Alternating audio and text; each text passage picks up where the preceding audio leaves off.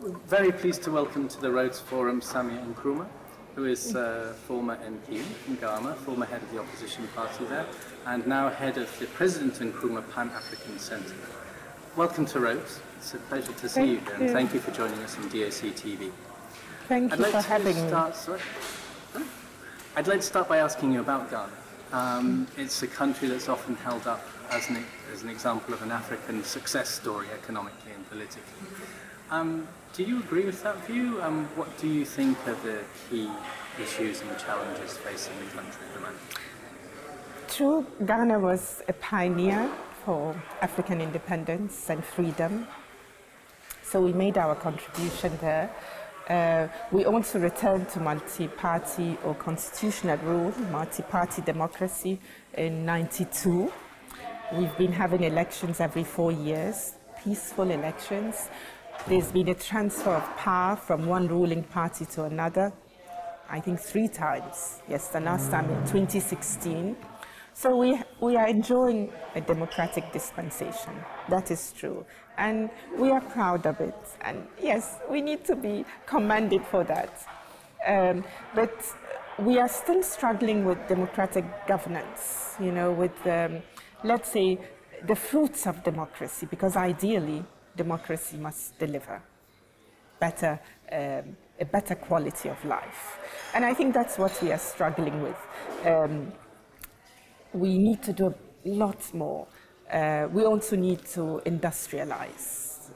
We need to eradicate poverty or lack in some areas in our country, lack of clean drinking water, lack of reliable power supply. So we have some work to do. But that's not peculiar to Ghana alone, you know. We've been artificially divided into small states. The famous Berlin Conference, 1884. So with colonialism came our division into small, and I would say in several instances, unviable states. And the whole idea of independence, political independence, national liberation, was to gain political independence and then to unite as a continent, as a people, so that we can begin reorganizing our society to eradicate poverty and lack. That was the original plan. So we must never delink in our minds, those of us who are promoting unification of the continent. We never delink freedom or independence from unity.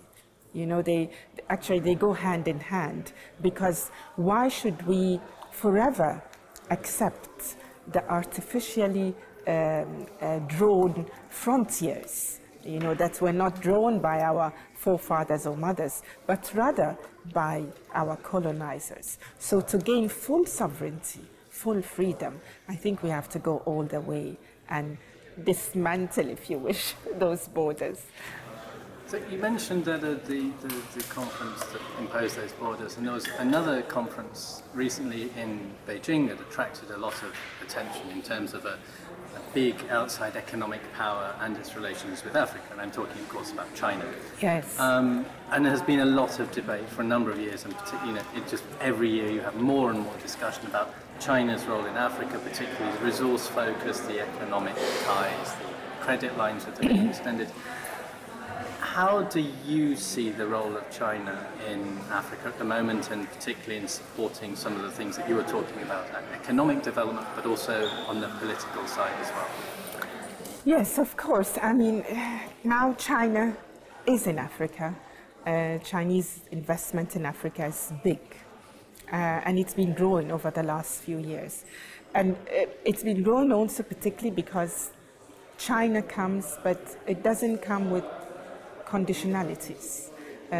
China doesn't say you have to pursue a particular path of development. So that is what makes China attractive to Africa.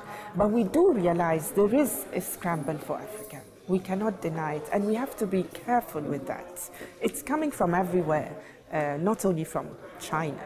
You know, it's been coming, and it's becoming increasingly so because we are a resource-rich continent. Let's face it, you know.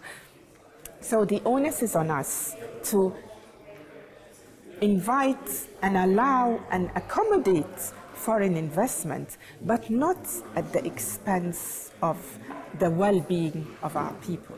You know, and this is the fine balance we have to somehow find, how to make sure there is foreign investment. We welcome foreign investment, but it should never be at the expense of what is good for the people in the long run. So we want to industrialize, we need infrastructure, but it has to come with transfer of technology, it has to come with not just employment for our people, but really with some control. You know, you cannot have industries and things in our countries that are all owned by other people. You know, that wouldn't be wise for the long term. So, on a related topic, the Africa's voice in the world, we're talking about multilateralism at Rhodes this year. That's the key part of the subject of the conference, and obviously we have a strong focus on Africa. Do you think that Africa has enough of a voice in global multilateral institutions, and if not, what can be done about it? No. We definitely don't have enough we don't have a strong voice. Not in international gatherings, not at the UN, not in at the World Trade Organization meetings, no. In fact, we recently, let's say, bid farewell to former Secretary General Kofi Annan. And it was a time to remember that Africa, or let me put it this way, when will Africa have a seat, a permanent seat at the Security Council? You know, representing that big number of people in the world, most of them young. We have a strong, big, youthful population. 60% is between 0 and 24 years old.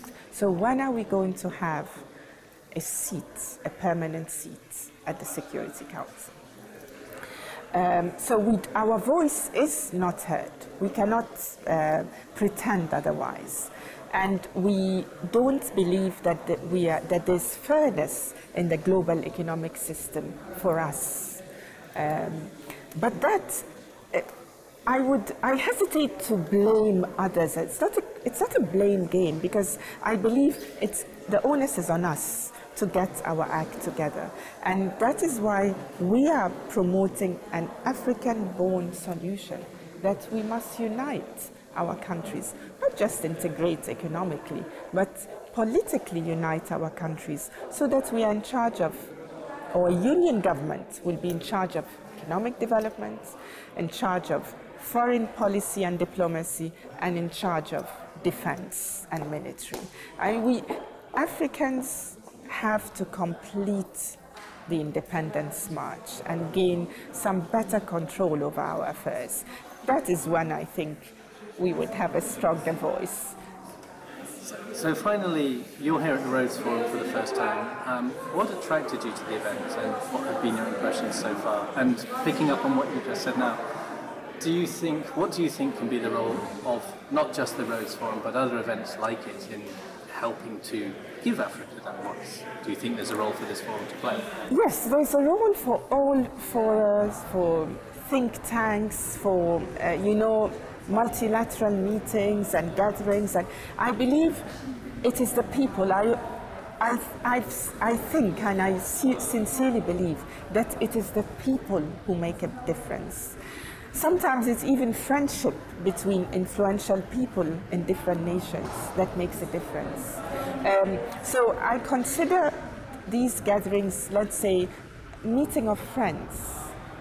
And some of these friends are influential enough to influence thinking, general thinking, influence the media, influence communications between our countries, and even influence sometimes our governments.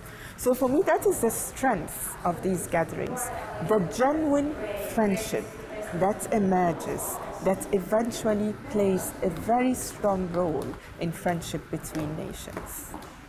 Samia Nkrumah, thank you very much. It's been an absolute pleasure talking to you. You're most welcome. It was a pleasure.